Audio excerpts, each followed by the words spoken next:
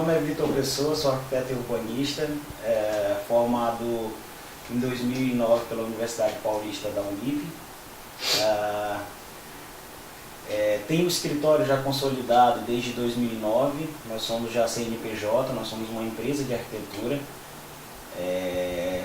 Hoje somos 10 pessoas, 10 colaboradores. Dentre os 10 colaboradores temos eu, no caso, mais 2 arquitetos, outra parte é desenhista estagiário, secretária. Primeiramente, o nome VIP, né? VIP, né? Não, VIP, tanto faz.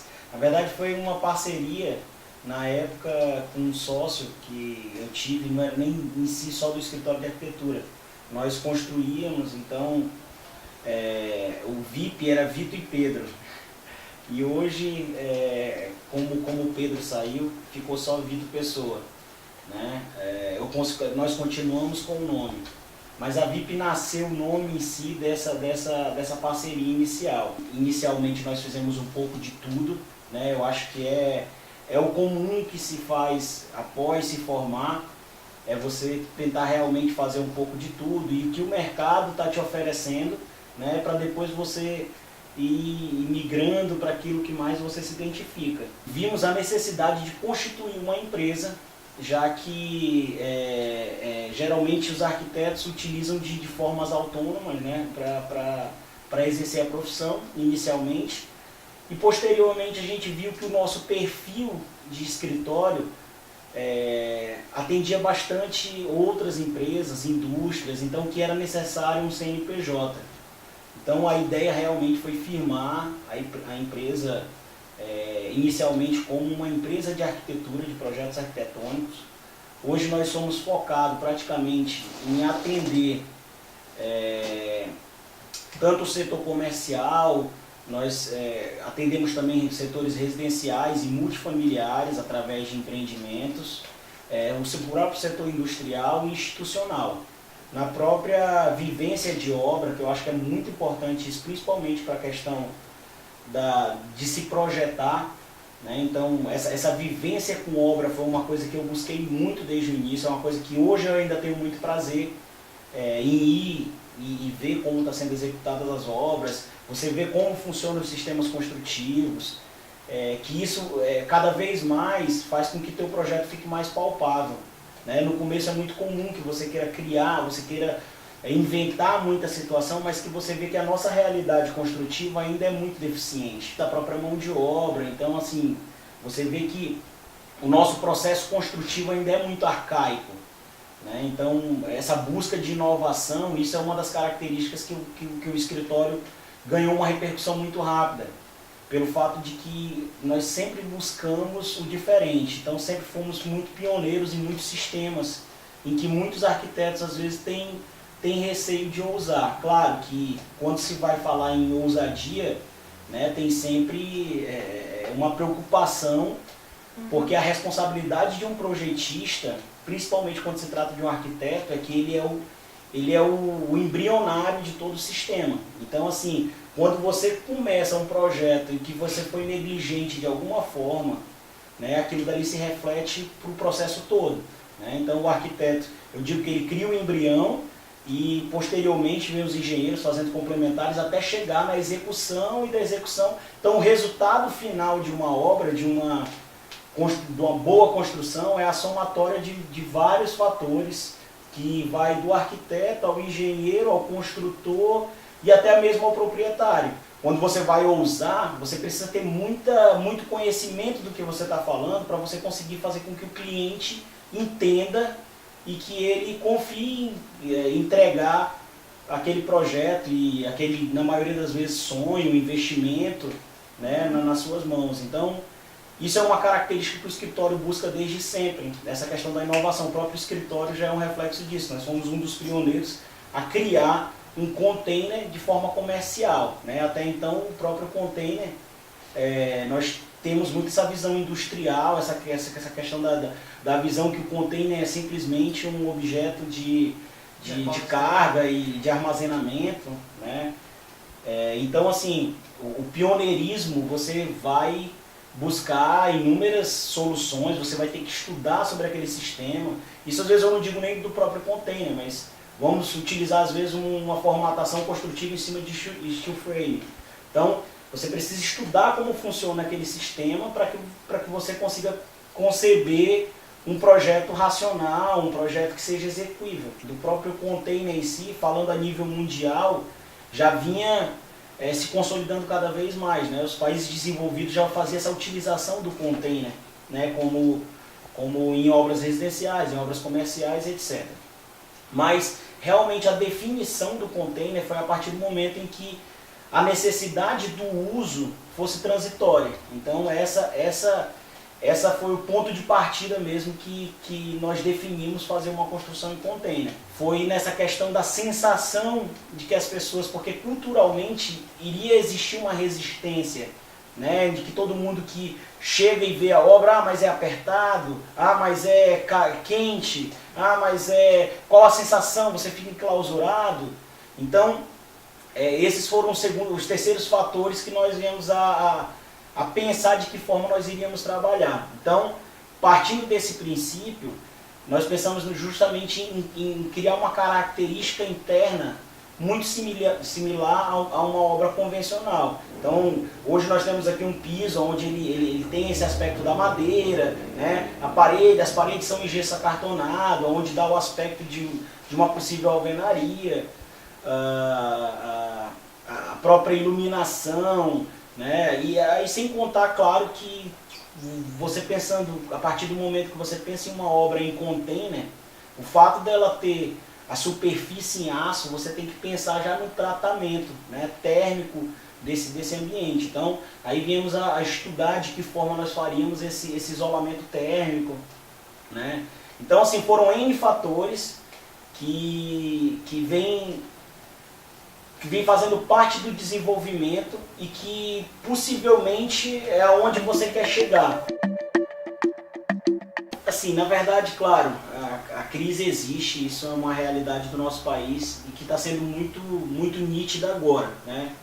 Mas assim, eu não sou talvez até de outras épocas, mas sabemos que não é a primeira e nem vai ser a última, e que eu acho que nós vivemos muito mais em crise do que nos bons tempos. Então, assim, a necessidade de construção, a necessidade da arquitetura sempre vai existir, né? Isso em qualquer momento, né? Hoje eu acho que, apesar de crise, o que mais está me deixando satisfeito com relação ao mercado é que nós estamos mudando lentamente, mas uma visão cultural que o mercado tem sobre o arquiteto. Eu acho que principalmente isso é uma coisa que eu senti na pele, apesar de ser formado há não tanto tempo, mas eu senti na pele essa resistência que as pessoas têm de quem é o arquiteto, vencer essa barreira, porque o arquiteto ele tem a função de criar uma obra magnífica, onde realmente não tem planos de custo, mas como ele tem a obrigação também de, numa época onde o dinheiro seja escasso, criar obras onde tenham qualidades arquitetônicas, onde tenham qualidades financeiras que conseguiriam redobrar esse cuidado que é necessário ter numa época dessa de crise. Sou eu como arquiteto-diretor, temos mais 2 arquitetos, um é o gerente de projeto e o outro é um arquiteto também líder, e depois é dividido mais como estagiários e secretária, né? Mas é uma forma muito diferente. Nós criamos uma formatação própria, que eu acho que isso são características de qualquer empresa, né? Eu acho que hoje, como nós vivemos num momento onde nós temos uma liberdade de expressão muito mais atenuada do que antigamente, né? Nós temos uma formatação onde cada pessoa aqui do escritório tem uma função fundamental para o processo. Então, nós temos essas divisões, claro, de hierarquia, que é muito importante para dentro do escritório, mas onde cada pessoa aqui tem uma função fundamental para o processo todo. Então, alguns estagiários focam muito mais na questão da tecnologia, então alguns deles são muito mais ligados às vezes para essa questão de maquete eletrônica, desenvolvimentos, trazer novas ideias, outros são mais com perfil de detalhamento, o outro arquiteto ele faz a gestão do processo, porque quando se trata de uma empresa, claro que numa pequena escala, mas nós tentamos tratar de uma forma de um processo industrial, né? Onde existe a questão da captação, né, do cliente, a questão da criação, que é um fator que é a mais hoje no sistema de arquitetura, né? Diferente às vezes que você pega numa indústria uma matéria-prima pronta e faz ela criar um processo, nós temos essa questão do desenvolvimento e criação, que é uma coisa subjetiva, né? Às vezes você não consegue nem estimar tanto o prazo, né? Porque às vezes a ideia pode chegar em minutos, como ela pode chegar em dias ou em meses, né? Mas que realmente nós temos um sistema produtivo aqui que nós tentamos seguir, né? Então existe essa parte da criação, depois ele vai para a produção, tá? E aí o processo vai se materializando ali. Posterior a essa produção, nós temos o acabamento e entrega, que é onde a gente vai realmente criar a plataforma onde vamos organizar aquilo, vai ser impresso, né? Vai ser entregue de que formatação para o cliente, como foi contratado, né? E então isso é uma característica que a gente cada vez mais tenta buscar no nosso processo. Uma das coisas que eu hoje não abro mão no escritório é da criação. Então tudo que hoje sai de criação, independente da escala, tem que ser feita por mim, tem que ser passada por mim. Hoje você tem arquitetura de interiores, você tem arquitetura construtiva, né? Você pode ser um arquiteto de campo, onde você realmente vai fazer essa vistoria, às vezes pode ser um executor, você pode ser um arquiteto de civil.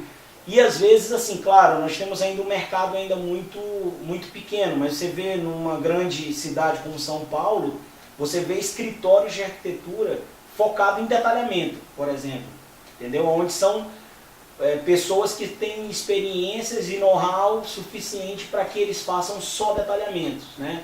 Às vezes tem um arquiteto técnico em X assunto. Então, isso eu acho que a especialidade faz parte do processo, né? Então, a partir do momento que esse desenvolvimento venha a ser desenrolado, a partir do momento que você forma, é muito natural que todo mundo abrace um pouco do mundo, você quer pegar um pouco de tudo, porque realmente é necessário, né? Você fazer pegar um pouco desse todo para muitas pessoas, mas que ao longo do tempo você vai se especializando às vezes em determinado assunto.